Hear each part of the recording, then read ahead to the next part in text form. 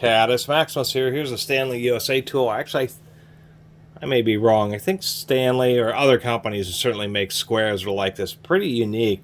Never seen one of these before, but this is indeed an older American-made one. Patent pending, so it was pretty unique when they made it. Die-cast aluminum. Back when it was Stanley USA, if we take a look, I mean, there is some kind of... Actually, that booger right there, I think, is damage. But besides that, if we just look at the quality of the casting, how fine the numbers are on this, how clean the text is, really nice die casting, really nice and precise.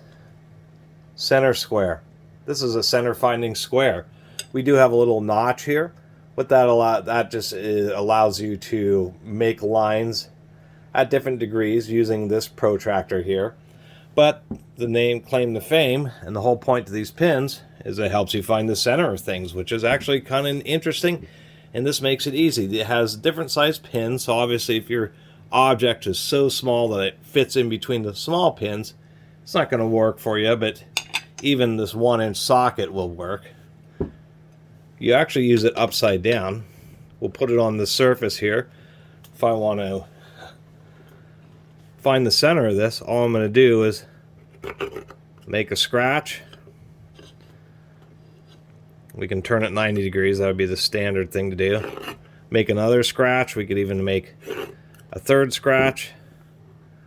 And that point where the lines are intersecting is the exact center of this can. So if I want to had some object that I wanted to make sure I had the hole right in the middle, absolutely right in the middle, and not have to deal with other measurements or anything like that, and make sure I get it accurate, I could just use something like this and just, mark or scribe. I did 3 here. You can get away with just 2 lines, but usually you do 3 or 4 just to really make sure you properly have the center.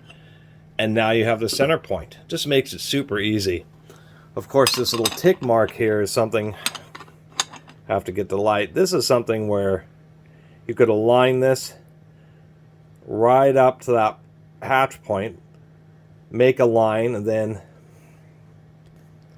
you need some way of demarking this, like make another notch at 0, and then you could turn this, and if you wanted to have another line at 30 degrees, you'd have align this with your second mark, make sure this point is on center, and draw another line. You'd have a second line at 30 degrees. So it takes a little bit more effort to use the protractor on it, or compass.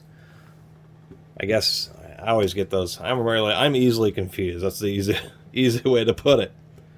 Other than that, I do understand how it just finds the center of something just so nice and easy. You just put it on there, scribe, turn the object, scribe, turn a little bit more and do a scribe, and boom, you have the center. And that could be so handy in many situations. You'll notice that one thing they do have on both sides is these graduations. So this, using the protractor, you could actually use this tool to manually lay out a bolt hole pattern, a series of holes to bolt something down and actually get all the holes cracked. But it would take a little bit more effort because you'd have to use both the protractor to divide up the 360 degrees. If you wanted 4 holes, that'd be every 90 degrees. But one of the things that this allows you to do is, say you wanted holes right at 2.5-inch circle. That's what you can do, is you can put this on here and do a little mark. And if you use the protractor, you could do another little, whoop, I didn't get that very good. Another mark, turn this some more. And I kind of actually wish they would have had some holes. Of course, you could drill holes in this. It's just aluminum. If you wanted to use it to make circles within a circle. But if I make a series of marks here, what we'll find is that these marks that I made, that one was terrible, but that mark, this mark, are all going to be an equal distance. What I am realizing is, depending on the size of the diameter of what you're using this on, these demarcations aren't going to be in the same place. So I'm actually not making I don't believe I'm making a 2.5-inch circle. I believe in this case it's just a 1-inch circle, but it's just another example where you have those tick marks so you can use it to make a concentric circle on something that's already round, like a bolt hole pattern or something along those lines. So anyway, just thought this was a cool American-made Stanley tool. Just die-cast aluminum, but pretty well made. I'm sure there's some other tricks. There's like a little choil here, a little notch right there.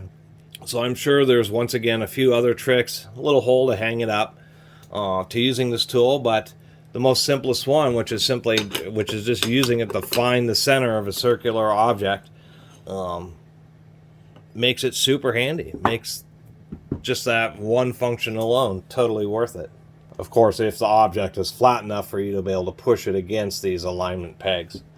But just wanted to share this old cool center square with you all. Really appreciate you watching. See you next time.